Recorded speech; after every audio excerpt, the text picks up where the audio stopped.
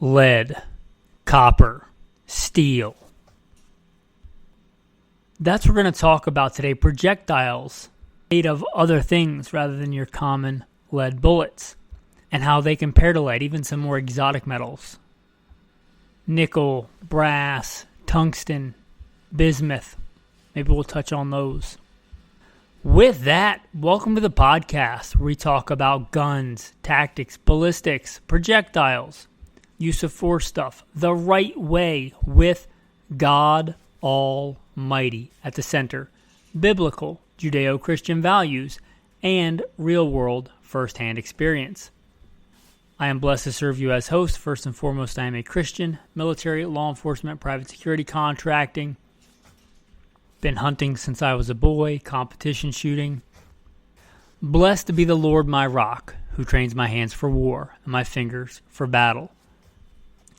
Now this kind of came out of a question or questions from the tribe. And if you want to be a closer-knit part of the community, consider going to Patreon. There should be a Patreon link in the show notes. But although many of you may know this, we got to remember we didn't pop out of our mom's womb with a ballistics manual. We were blessed by Providence to learn it along the way. Now, it was a simple question that required quite a complex, even beginning of an answer on my part, and it was something akin to, if copper can outperform lead bullets, then why isn't steel shot better than lead shot? For this, gunfighters, aspiring gunfighters, students of the gun, let us dig into some physics, some philosophy. Yeah. Grunts actually can think and reason and use critical thinking. Let's dive into that. Let's start out with my favorite all-around weapon, most versatile, the shotgun. From a mourning dove to a grizzly bear to a burglar. Right, the shotgun. Standard old lead shot. It's the standard for a reason. It's dense, it's effective, it's relatively soft. Why then steel? Government regulation is why steel. Somebody thought that it was bad to shoot lead shot at waterfowl. Waterfowl are federally regulated, unlike most other game species that are, regulated by the state. They're regulated by the feds. Not only do you have to buy a regular hunting license to hunt waterfowl, you have to pay the feds as well. And they deemed you shall not hunt ducks with lead. It is bad. Malum prohibitum. So they mandated you use non-toxic shot. They didn't stipulate you have to use steel. They stipulated non-toxic shot. Now the cheapest non-toxic is steel. It's cheaper even than lead to make. The ammunition may not be cheaper, but steel is cheaper like per pound than lead is. Now lead is more expensive than steel, however, since it's not as malleable and has a much higher melting point, it's likely going to cost more to make ammo out of steel, make shot out of steel. But I'm not a metallurgist. Let's move on.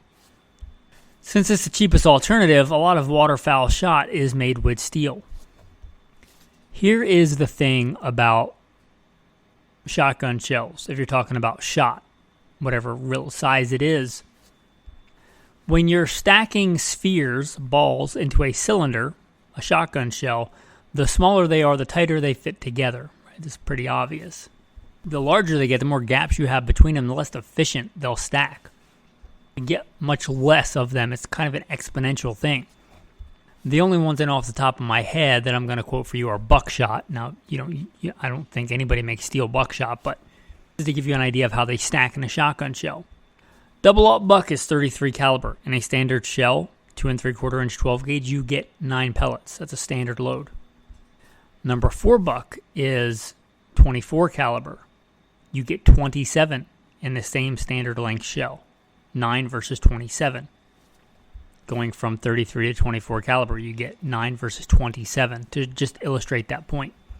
Now getting back to lead and steel, a classic thing to hunt ducks with would have been number 6 lead shot. Now when you move to steel, steel is not as dense. You must use much larger shot, which means you get much less of them when you move up in size.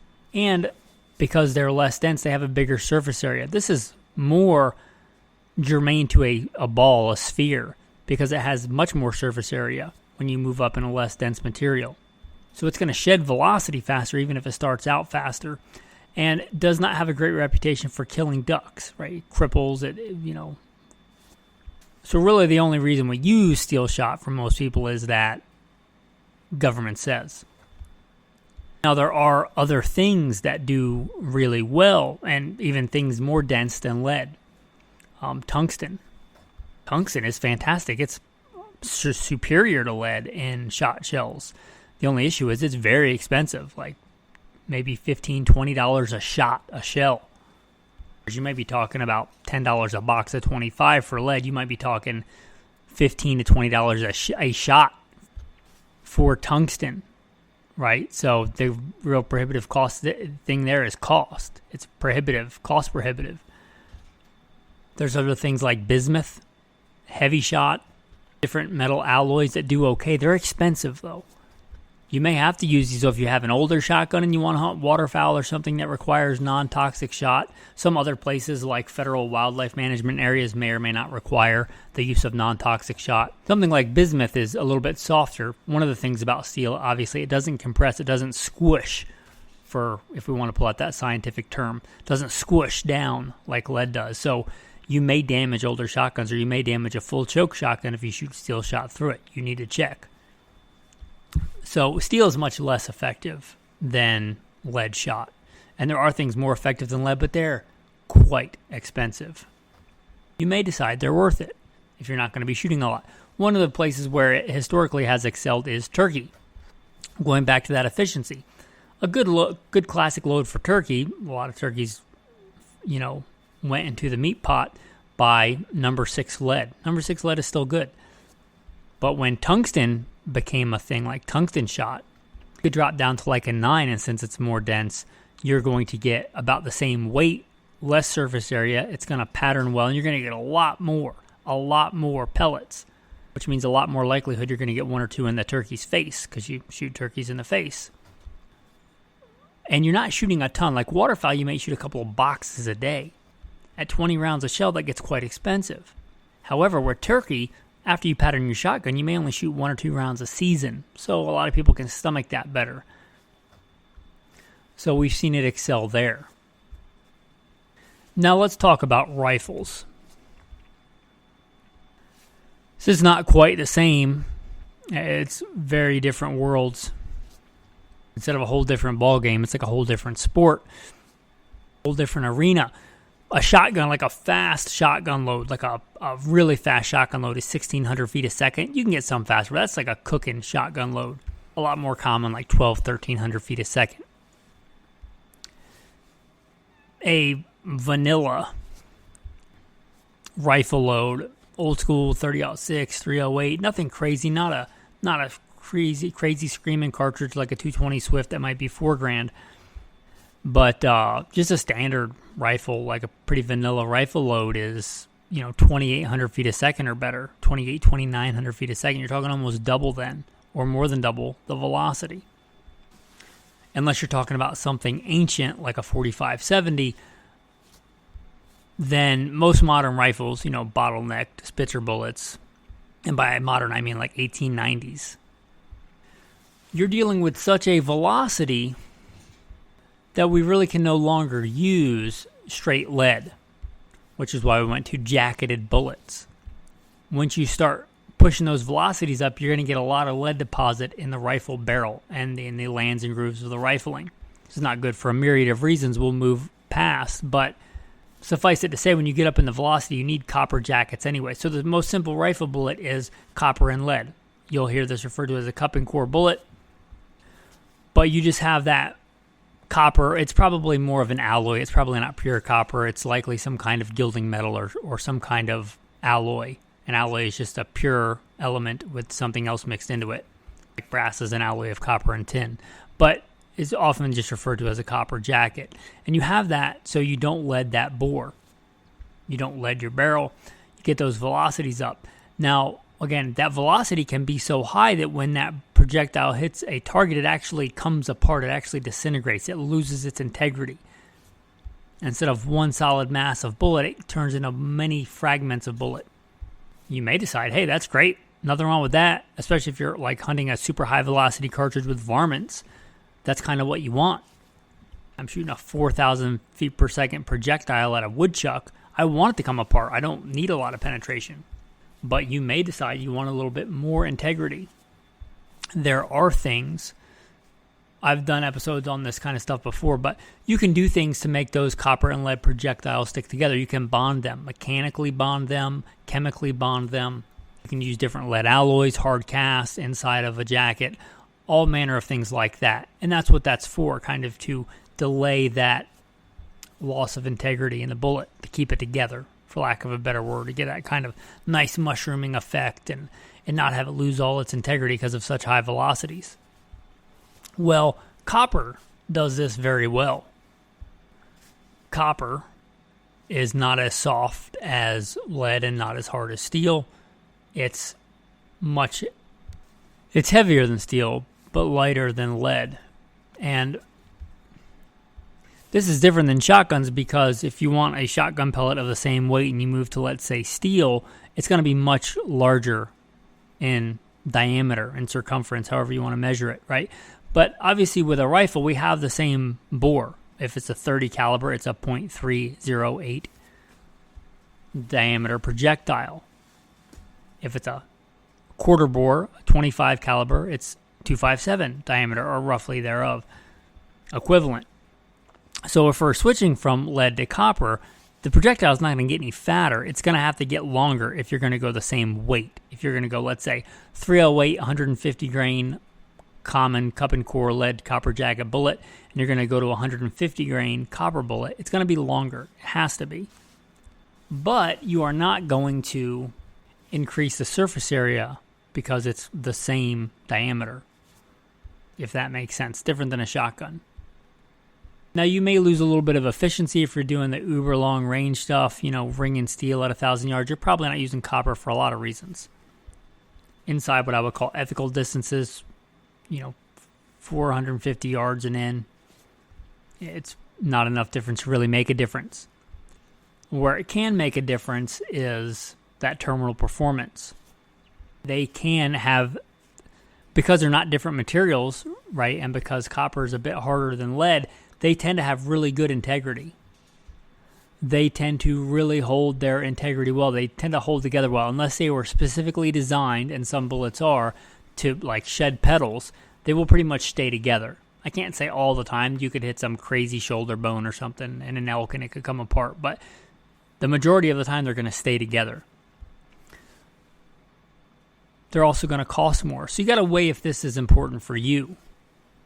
The other thing, getting back to the non-toxic, whether the government regulates it or not, you may decide for you that you don't want to eat a bunch of lead fragments if you're hunting big game that you're going to harvest and eat. I don't stay up late at night worrying about condors, but I wouldn't fault you if you decided you wanted to hunt deer with copper bullets just for that reason. They are going to cost more, and I've done an entire episode on just copper bullets, so this is not that episode. They're going to cost a bit more. And if we go to the terminal performance, you may decide it's not necessary. If you go back to that pretty vanilla 308 and you're hunting white-tailed deer on the East Coast, you don't really need the extra performance of the copper. If you want to go for it, go for it. But, just a regular old-school cup and core bullet, a Federal, Power Shock, Winchester Super X, they'll do just fine on deer, on a white-tailed deer with a 308. So at that point, you're just kind of doing it for if you don't want lead in your meat. You're just the guy that nerds out over a little bit of extra ballistic performance. Now, if you want to do something like hunt elk with a 308, which plenty of people do, I took my elk last year with a 308, you may decide, yeah, I want a little bit more penetration. I want a little bit more. I think solid copper is better for this. And you may actually see some appreciable gain in solid copper as far as putting down the animal quickly. Now, I tell you, last year I didn't do this. I used a simple cup and core bullet because that's what the rifle was sighted in for, and that's what it's for. And I was fine with it. It worked fine. Now, I do have some solid coppers that I like. I have my Ruger guide gun 30-06. It's got 180 grain, which is a really long bullet for copper in a 30-06. And that's what that gun is sighted in for. I also live in a state with black bear and grizzly bear and elk and moose, and I wanted a rifle setup and a bullet setup where I could pretty much hunt anything. And also, that rifle really, really likes that load. As far as groups that I've measured, I think that rifle has actually shot the smallest group I've ever shot. It's just one hole with those solid copper bullets. So that's a good pairing, but they're expensive. Right, cup and core bullets, common ones, $25, $26, $28 a box. At the time of this recording, who knows when you're listening what they'll be. But I'm paying like $56 a box for the solid coppers in the 30-06. That's quite a bit more. They are more expensive. Not just the cost of the material, but I assume they're harder to work with than lead. A couple of other random things I want to talk about that aren't real common. Brass, these I don't really have much experience with other than knowing about them and maybe seeing them in person. They're mostly used for like dangerous game hunting in Africa, like solids. There are some like solid brass projectiles for dangerous game in Africa. They exist. I don't want to speak a lot about things I don't have firsthand knowledge on, so I just know that they exist. Also, something I do have some firsthand experience with, you may find the old school lead shot that's copper plated or nickel plated. The main purpose for this is patterning and to stop deformation. You know, a sphere is not the most graceful of projectiles flying through the air, but when you put some dents in it, it's even more wild and erratic because it's not symmetrical. So the copper and the nickel plating has a lot to do with it not deforming the shot and giving you better patterns downrange. You may decide for what it's going to cost more, but you may decide that you want copper plated shot or nickel plated shot for turkey hunting, for your buckshot load, for your home defense load. You may decide that. You may not. Now, you may see some nickel-plated cases in rifle and pistol. That's a whole different. We're not getting into that today. But you may even see some what look like silver, likely some kind of nickel alloy plating on bullets. Not as common now as they used to be, but you still see them around. I don't know that they really give you much of a performance difference over a gilding metal jacket or a copper jacket. They're not going to really do anything different as far as I'm aware. Just a different way to give that bullet a proper jacket.